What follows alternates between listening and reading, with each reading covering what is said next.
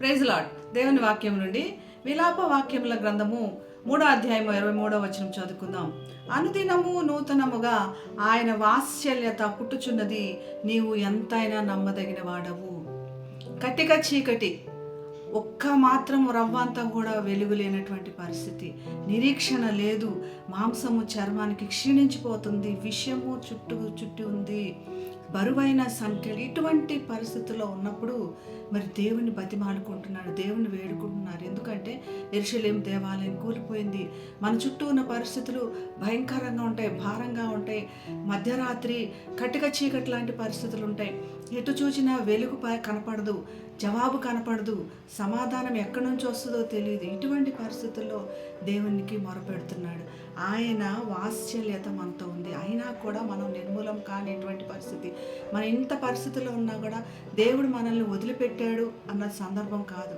దేవుడు మనల్ని సిద్ధం చేస్తున్నాడు. రేపు ఉదయానికి కావాల్సినటువంటి శక్తి, ఈ రాత్రిని దాటేటువంటి శక్తిని దయచేసి మనల్ని నడిపిస్తాడు. ఎలాగైతే ఉదయము రాత్రిని చీకటిని చీల్చుకొని సూర్యుడు వస్తాడో ఆ విధంగా దేవుని యొక్క సమాధానం మనల్ని దర్శించబోతుంది.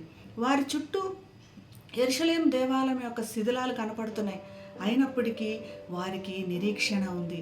ఎందుకంటే నీవు ఎంతైనా నమ్మదగిన వాడివి. మనుషులను నమ్ముకుంటే సమాధానం వస్తుంది, జవాబు వస్తున్నది నమ్మకం లేదు. కానీ మన దేవుడు వాగ్దానం చేసిన తర్వాత ఆయన నమ్మదగిన దేవుడు, ఆయన ఎంతైనా నమ్మదగిన దేవుడు. తన వాగ్దానం చేసి తిరిగి వారిని తీసుకొస్తానన్నాడు, వారికి వెలుగునిస్తానన్నాడు, వారికి మరియు చిగురింప చేసి వారు ఫలించేటట్లు చేస్తానన్నాడు. ఇటువంటి పరిస్థితుల్లో మనం ఈరోజు కూడా ఈ వాగ్దానాన్ని బట్టి దేవుని స్తుతించాలి. ప్రతి దినము నూతనముగా ఆయన వాత్సల్యత మన కోసం పుట్టుతుంది. క్రొత్తగా కృప, నిన్నటువంటి ఆశీర్వాదముల కంటే ఈరోజు ఇంకా గొప్పవి, మరియు రేపు ఇంకా గొప్పవి.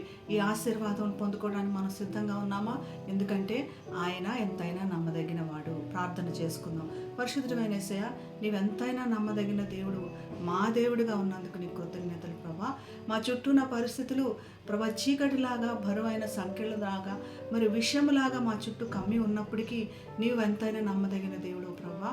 మా చేయి పట్టుకొని దాన్ని మమ్మల్ని లేవనెత్తగలిగిన దేవుడు.